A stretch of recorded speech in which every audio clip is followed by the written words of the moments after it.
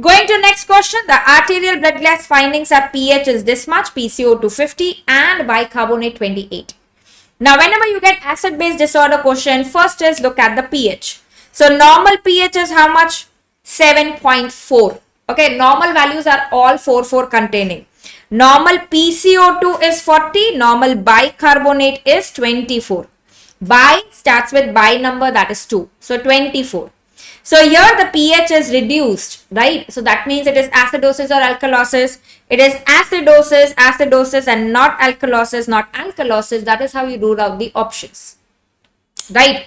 Next is PCO2 40 से ज़्यादा है, bicarbonate 24 से ज़्यादा है. So this is pH is reduced and the rest of the two are increased. So how is the change? pH reduced, PCO2 bicarbonate increased. So the change is going opposite. Remember the mnemonic Rome. In respiratory, it is opposite. In metabolic, it is equal. They go in the same direction.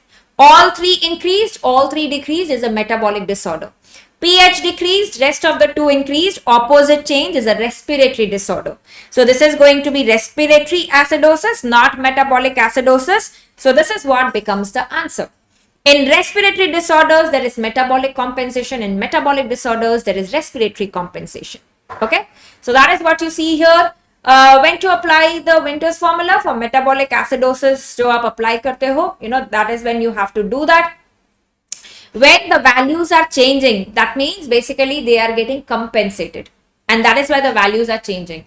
Uncompensated में values change नहीं होगी. So obviously you don't have to calculate the compensation here. If you see your exam questions, they do not ask you generally compensation के questions, है ना? Calculation वाले questions नहीं आते हैं generally. They ask you to identify the disorder. That is what is asked. Yeah, so this is respiratory acidosis with metabolic compensation.